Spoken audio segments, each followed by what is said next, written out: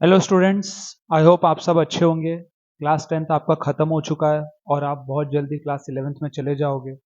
खैर class eleventh का जो बोर्ड का आपका एडमिशन होता है वो थोड़ा लेट होता है।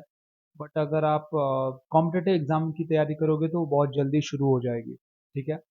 तो क्लास टेंथ के बाद अब हमें आगे क्या करना है, कैसे करना है, क्लास इलेवेंथ और टेंथ में क्या डिफरेंस होता है, ये जो ट्रांजिशन है हम इसे कैसे कवर करेंगे, इस गैप को हम कैसे ब्रिज करेंगे, वो सब मैं इस वीडियो में डिस्कस करने वाला हूँ। तो इस वीडियो को लास्ट तक जरूर देखना। क्लास टेंथ हो सकता है आपको अब तक इजी लगा होगा, लेकिन क्लास इलेवेंथ उतना सिंपल नहीं होगा। ठीक है। ज्यादा कॉन्सेप्ट्स होंगे, ज्यादा सिलेबस होगा, डिफिकल्ट भी होगा, ज्यादा डीपली आपको चीजें पढ़ाई जाएंगी और स्पून फीडिंग कम होगी। ठीक है। टीचर्स और पेरेंट्स का भी उतना प्रेशर नहीं होगा, तो आपको खुद से वो अपने ऊपर कंट्रोल रखना है और खुद पे वो जिम्मेदारी देनी है कि आप अपने आप को चेक में रखें। ठीक है। तो अभी हम वीडियो को स्टार्ट करते हैं और समझते हैं कि क्लास टेंथ से इलेवेंथ में क्या फर्क आ जाता है। जो सबसे पहला पॉइंट है वो है सिलेबस में डिफरेंस आता है, सब्जेक्ट्स में डिफरेंस आ जाते हैं। सिलेबस में डिफरेंस मैं आपको समझाता हूँ। क्लास टेंथ का जो सिलेबस है वो सिंपल है और डायरेक्ट है। एप्लीकेशन कम है, थियोरी ज्यादा है। ठीक है। जैसे ही आप क्लास इलेवेंथ में आ जाते हो, पहली बात तो सिलेबस बढ़ जाता है। अभी तक आपने सिर्फ साइंस पढ़ा होगा, बट अब आप फिजिक्स भी पढ़ोगे, केमिस्ट्री भी एक अलग सब्जेक्ट है, बायोलॉजी अलग है, मैथमेटिक्स अलग है। तो आपका पूरा का पूरा साइंस, फिजिक्स केमिस्ट्री बायो, तीन अलग अलग डिवीजन में बढ़ जाएगा। ऑब्वियसली आपको मैथ्स होगा, इंग्लिश होगा, आईटी सब्जेक्ट होगा, बाकी अदर सब्जेक्ट्स होते हैं जो आप चूज करो depending on what college you are getting in. तो जो पहली बात सिलेबस है वो बढ़ गया। ठीक है। ज्यादा पढ़ना पड़ेगा, ज्यादा चैप्टर्स पढ़ने पड़ेंगे। सिलेबस बढ़ने के साथ साथ उनका कॉम्प्लेक्सिटी लेवल भी बढ़ गया, वो थोड़े और डिफिकल्ट हो गए हैं। ठीक है।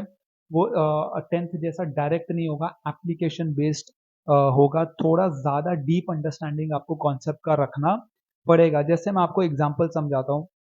फिजिक्स में टेंथ में आप बेसिक मोशन आपने पढ़ा होगा, लेकिन जैसे आप इलेवेंथ में आ जाओगे आपको क्या पढ़ाया जाएगा, kinematics, motion in a plane, motion in two dimension.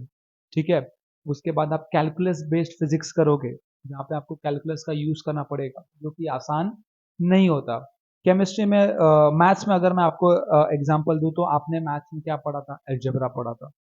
Tenth का बेसिक अलजेब्रा बहुत ज्यादा डिफिकल्ट नहीं था। जैसे ही आप इलेवेंथ में आओगे आपको कॉम्प्लेक्स कैलकुलस पढ़ना पड़ेगा, एडवांस अलजेब्रा पढ़ना पड़ेगा, परम्यूटेशन कॉम्बिनेशन पढ़ना पड़ेगा काफी अच्छे लेवल पे, प्रोबेबिलिटी और ट्रिग्नोमेट्री पढ़ना पड़ेगा। टेंथ में अगर आपको ट्रिग्नोमेट्री नहीं पसंद थी, इलेवेंथ में उससे ज्यादा हो जाएगा, उससे टफ हो जाएगा। ठीक है।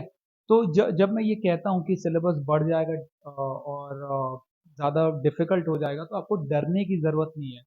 आपको अपने स्टडी प्लान को उस हिसाब से मैनेज करना है, अपने टाइम को उस हिसाब से मैनेज करना है। टेंथ में अगर आपने 2 घंटे दिए थे सेल्फ स्टडी को एवरी डे, तो मेक श्योर करो कि इलेवेंथ के डे वन से आप कम से कम 4 घंटे दो। आप 4 घंटे अगर अपने आप को सेल्फ स्टडी का टाइम देंगे, तो डेफिनेटली आप वो सारी चीजें कवर कर लेंगे। उसके बाद जो स्टडी पैटर्न में बदलाव क्या आ जाता है कि टेंथ में आपको टीचर्स का बहुत सपोर्ट होता है टेंथ तक। राइट। टीचर्स कंटिन्यूसली आपको होमवर्क देते हैं, होमवर्क चेक करते हैं, आपको एसेस करते हैं बहुत वीकली। टेस्ट भी शायद आपने पीरियोडिक टेस्ट दिया होगा अपने स्कूल्स में, कोचिंग वगैरह में।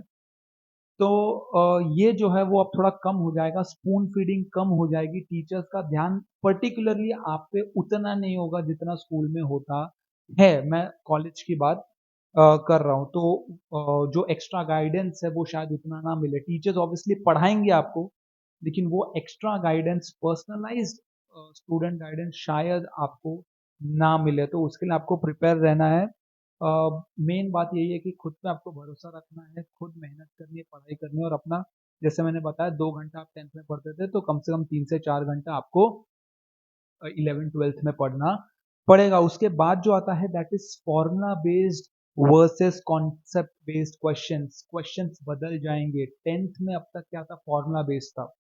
आपने बोर्ड एग्जाम दे दिया, बोर्ड में क्या एक फॉर्मूला है, डायरेक्ट क्वेश्चन पूछ लिया, आपने फॉर्मूले के अंदर डेटा भर दिया, आपको आंसर आ गया। तो टेंथ तक ये फॉर्मूला बेस्ड चलता था लॉजिक, लेकिन इलेवन ट्वेल्थ में ऐसा नहीं होगा, डायरेक्ट फॉर्मूला नहीं होगा। जैसे 10th का एक साइंस का क्वेश्चन मैं बोलता हूँ, स्टेट न्यूटन्स फर्स्ट लॉ या what is Newton's first law. तो एक सिंपल क्वेश्चन है, एक सिंपल स्टेटमेंट है कि न्यूटन का पहला लॉ क्या है, वो आपने लिख दिया।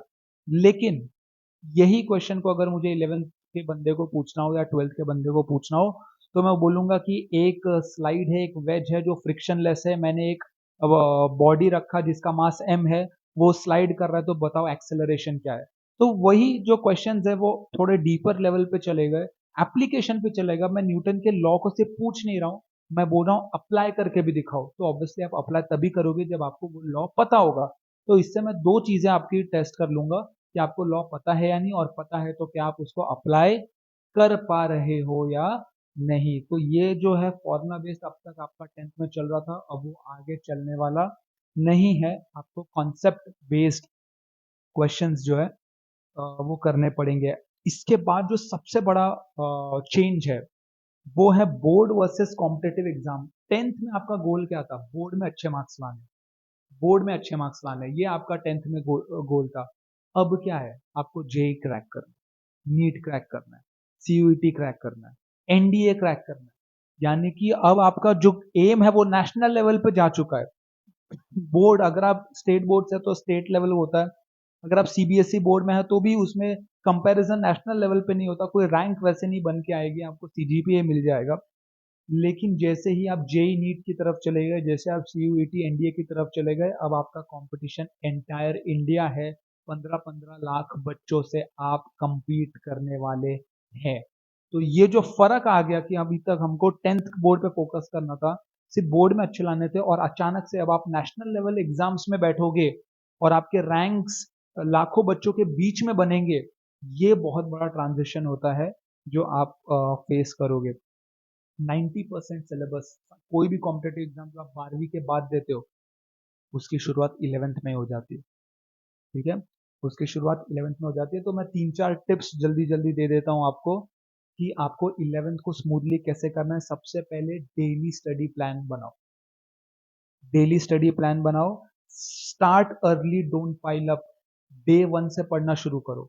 डे वन से पढ़ना शुरू करोगे तो बहुत ज्यादा इकट्ठा नहीं होगा, बैकलॉग इकट्ठा नहीं होगा। अगर बैकलॉग ज्यादा बन गया तो बाद में बहुत दिक्कत आ जाएगी। तो जल्दी स्टार्ट करना है, रोज पढ़ना है। 4 से 5 घंटा मिनिमम बोल रहा हूँ। जेई नीट की तैयारी कर रहे हो तो ऑब्वियसली 8-10 घंटा मिनिमम सेल्फ स्टडी नहीं, वो तो पूरा दिन की बात करो। सेल्फ स्टडी आपको 4 घंटा मिनिमम खुद से करना है, अकेले, कोई टीचर नहीं, कोई यूट्यूब वीडियो नहीं, बिल्कुल आपको खुद ही बैठ के बुक में देख के पढ़ना है मिनिमम 4 आवर्स। उसके बाद दूसरा टिप जो मैं आपको दूंगा कि एनसीईआरटी यूज करो या रेफरेंस बुक से पढ़ो। सिर्फ टेक्स्ट बुक इनफ नहीं है। आप एच सी वर्मा ले सकते हो, डीसी पांडे फिजिक्स के लिए है, आर डी शर्मा ले सकते हो, M S Agarwal, M S Chauhan ले सकते हो। तो हर सब्जेक्ट के ऑब्वियसली बहुत फेमस रेफरेंस बुक्स आते हैं। ऑनलाइन भी बहुत सारे बुक्स का पीडीएफ मिल जाएगा आपको फ्री में, या आप बुक खरीद लेंगे तो आपके लिए ज़्यादा बेटर होगा। तीसरा जो नेक्स्ट टिप है वो है कि शुरुआत से ही आपको पीवाईक्यू फॉलो करना है, पीवाईक्यू सॉल्व करना है। अगर आप स्टार्टिंग से पीवाईक्यू करोगे, आपने एक कॉन्सेप्ट पढ़ लिया उसके पीवाईक्यू सॉल्व कर लो, कॉन्सेप्ट पढ़ लिया उसके पीवाईक्यू सॉल्व कर लो। ये हर एग्जाम की बात कर रहा हूँ, जो भी आपका टारगेट एग्जाम होगा 11th-12th के बाद, जैसे आपने कोई भी कॉन्सेप्ट पढ़ा कोई भी सब्जेक्ट का, उसका पीवाईक्यू सॉल्व कर लो। आपका कॉन्फिडेंस बढ़ता जाएगा, आपके डाउट्स कम होते जाएंगे, और कंसिस्टेंट रहना है। आखिरी टिप यही दूंगा, 11वीं टफ है लेकिन गिव अप नहीं करना है। अगर अपन मेहनत करेंगे तो अपने से बिल्कुल हो जाएगा। ये मैं आपको पर्सनल एक्सपीरियंस से बता रहा हूँ, आपको मेहनत करते जानी है खुद पे। जैसे मैंने बोला, ज़्यादा टाइम दो, ज़्यादा सेल्फ स्टडी करो, स्पून फीडिंग अब कम होगा। बहुत सारी चीज़ें आपको सैक्रिफाइस करनी पड़ेंगी अगर ऑब्वियसली आपको नेशनल लेवल एग्जाम में कुछ अच्छा स्कोर करना है तो। अगर आपको नेशनल लेवल एग्जाम में कुछ अच्छा स्कोर करना है तो, ठीक है। तो अगर ये वीडियो आपको इन्फॉर्मेटिव लगा, अच्छा लगा, कुछ आपने सीखा, तो इसको लाइक करो, अपने दोस्तों के साथ शेयर करो, खास करके जो आपके क्लासमेट्स होंगे जिनको इस वीडियो की ज़रूरत होगी। शायद वो यहाँ तक नहीं पहुँच पाए होंगे, आप अगर देख रहे हो तो उनके साथ भी शेयर करो, और चैनल को सब्सक्राइब कर लो। देखने के लिए बहुत बहुत शुक्रिया।